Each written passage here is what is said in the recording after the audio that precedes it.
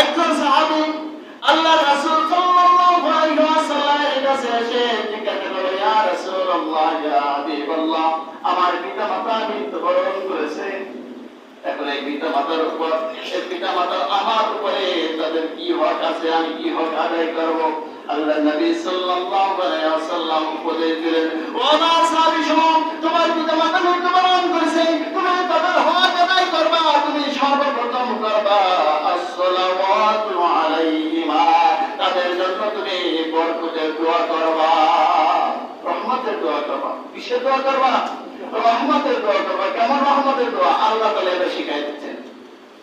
আল্লাহ তাআলা শিখাই দেন, ও আমার আদম সন্তানেরা, তোমার পিতামাতা যখন মৃত্যুবরণ করলো, কবরস্থ হয়ে গেল, রহমতের দোয়া করতে বলছে। আমার নবী কেমনে করবা আমি শিখাই দিই, আমার শিখানো ভাষায় দোয়া করবা। সবাই পড়েন, আল্লাহ তাআলা শিখাই দিল, রব্বিরহামহুমা কামা রব্বায়ানি সগীরা।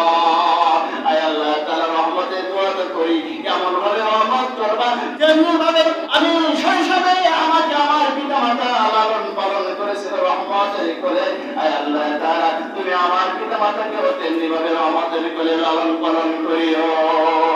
এটা আল্লাহ তাআলা শিখিয়ে দিলেন যে এমনি ভাবে রহমতের দোয়া করো। দ্বিতীয় নম্বর, আল্লাহ নবী সাল্লাল্লাহু আলাইহি ওয়াসাল্লাম বললেন, আল ইস্তিগফারু লাহুমা, তাদের জন্য তোমরা গুনাহ মাফের দোয়া করো। ইস্তিগফার তোমরা বেশি বেশি ক্ষমা চাও তাদের পক্ষ হয়ে। তারা যেহেতু কবরস্থ হয়ে গেছে, তারা দোয়া করতে পারবে না, তাদের পক্ষে সন্তানেরা দোয়া করো। আল্লাহর সালিহুন দুনিয়ায় নেক কাজ জারি থাকে, যেটা এই নেক সন্তান যদি পিতামাতার জন্য দোয়া করে, আল্লাহ রাব্বুল আলামিন এটা কবুল করে নেন। নেক সন্তানেরা পিতামাতার জন্য দোয়া করবে। এরপরে আল্লাহ রাসূল সাল্লাল্লাহু আলাইহি ওয়াসাল্লাম বললেন, ওয়া ইন ফাদুহাবিহিমা, আর তারা যদি কোনো ঋণগ্রস্ত থাকে অথবা কোনো ওয়াদা করে দেয়, ওসিয়াত করে দেয়, সেই ওসিয়াতগুলো তোমরা সন্তানেরা পূরণ করে দিবা। তাদের যে সম্পদ যদি না, এই এক তৃতীয়াংশ দিয়ে তোমরা এগুলো পূরণ করবা যত সম্ভব। এরপরে ওয়াসসালাতুর রাহমাল্লাতী লা তুসালু ইল্লা বিহিমা, আর তোমার পিতার যারা নিকটাত্মীয়, তার সমমানের যারা, তাদের সাথে তোমরা সৎ আচরণ করবা, ভালো আচরণ করবা। পিতার নিকটাত্মীয় কারা? পিতার ভাই, চাচা, বাবার মতো, ঠিক না? মামা, মায়ের ভাই, ফুফু, বাবার বোন, দাদা, বাবার বাবা, নানা, মায়ের বাবা, এরা তোমার নিকটত্ব, এরা তোমার পিতা বাবার নিকটত্ব। এদের সাথে তোমরা সুন্দর ব্যবহার করবা, তাদের সাথে আত্মীয়তার সম্পর্ক বজায় রাখবা, তাদের সাথে ভালো ব্যবহার করবা।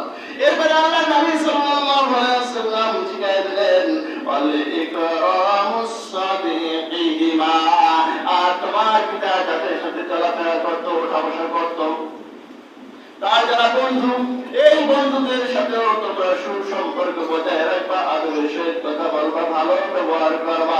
আল্লাহ নবী সাল্লাল্লাহু আলাইহি ওয়াসাল্লাম শিখিয়ে দিলেন, পিতামাতা মৃত্যুর পরে তাদের হক হলো এই পাঁচটা, তোমরা এই পাঁচটা কাজ করবা। আমরা কয়টা করি? আমরা নিজেরা বানাই নিছি। এই পাঁচটার একটা কাজও আমরা নিজেরা করি না। করি নাকি? বলেন বলেন, করি করি। অনেকে বলেন যে হ্যাঁ হুজুর মরার পর তো দোয়া দরুদ করে। কি করে? যারা জানাজা নিয়ে আসলো, নিয়ে আসে জানাজা নামাজের ঘোষণা দেয়, আপনারা যারা এই জানাজায় উপস্থিত হয়েছেন সবার মুক্তির দাওয়াত, আপনারা ভাত খেয়ে দেন। কি করছে? দায়িত্ব পালন করছে। আল্লাহ রাসূলের এই বাস্তব শিখানো বিধানের ভিতরে এটাও আছে, বলেন আছে। এরপরে আবার দাওয়াত দেন। 4 দিন হয়ে গেছে, হুজুর থেকে দোয়া করবা, আপনারা সবাই আসেন, আবার খাই দেন, আবার খাওয়া। আবার 40 দিন পূরণ হয়ে গেছে, আবার হুজুরটাকে, আবার এলাকার লোকজনটাকে, তোমরা আবার আসো, 40 দিন হয়েছে, আবার খাও। 40 দিনও শেষ হয়ে গেল, এবার বছর পূর্তি হয়ে গেল, আরে বাপ মরছে, মা মরছে, 1 বছর পূর্তি হয়ে গেছে, সবাইকে রেখে আবার খাওয়া।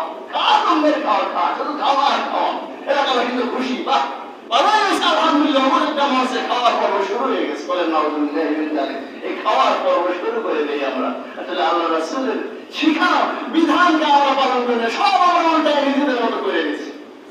আল্লাহ রাসূল সাল্লাল্লাহু আলাইহি ওয়াসাল্লামের দোয়া আমাদের উপরে আল্লাহ রাসূল সাল্লাল্লাহু আলাইহি ওয়াসাল্লাম দোয়া করেছিলেন, আয় আল্লাহ তাআলা আমার ফাতের পরে কিয়ামত পর্যন্ত আর কোন নবী রাসূল দুনিয়ায় আসবে না। পরবর্তী নবী রাসূলের উম্মতেরা বিপদগামী হয়ে গেছে, কিন্তু পরবর্তীতে তুমি আবার নবী পাঠাইছো, তাদেরকে আবার হেদায়েতের পথে ডাকছে, আবার তারা বিপদগামী হয়েছে, আবার নবী পাঠাইছো, কিন্তু কিয়ামত পর্যন্ত যেহেতু তুমি আর নবী রাসূল পাঠাইবে না, আয় আল্লাহ তাআলা পরবর্তী যুগের উম্মতেরা যখন বিপদগামী হয়ে গেছে, তুমি আযাব দিয়া, গজব দিয়া, পাহাড় উল্টাইয়া দিয়া, জলস্থান ঘূর্ণিঝড় আর ভূমিকম্প দিয়া শেষ করে দিছো। আয় আল্লাহ তাআলা আমার এই ইয়াতীম গুনাহগার উম্মতদেরকে তুমি এভাবে শেষ করিও না।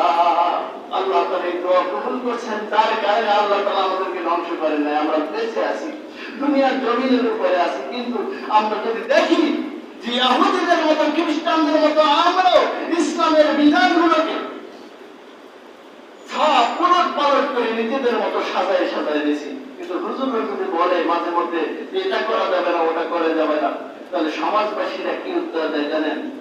আপনারাই কি উত্তর দেন, আমি আর কি জানাবো? হুজুর পূর্ব যুগ থেকে করে আসছি, তার বাপ দাদার আমল থেকে করে আসছি, এটা ছাড়তে পারবো না। কাফের মুশরিক আর বেঈমানেরা আল্লাহ রাসূল সাল্লাল্লাহু আলাইহি ওয়াসাল্লামকে ওই একই কথা বলতো, বাপ দাদার ধর্ম বাদ দিয়ে তুমি আবার নতুন কিছু নিয়ে আসছো, এটা আমরা মানতে পারবো না। সমাজে ভাইয়ের আমার, এটা বলতো কাফেররা আর মুশরিকরা, আইয়ামে তাহিল যুগের মূর্খরা বলতো, আর সেই মূর্খদের কথাগুলো এখন আমরা এই ইমানদার দাবি করে আমাদের মুখ থেকে এগুলো উচ্চারিত হয়, আমরা এখন বলি যে না, আমরা এগুলো করতে পারবো না, বাপ দাদার আমল থেকে যেটা করে আসছি এটা ছাড়তে পারবো না। বলেন না, যদি না ছাড়ি তাহলে ওদের কাতারে হয়ে গেলাম, ওদের সামিল হয়ে গেলাম, আর ওদের সাথে হাসন হবে। বলি না।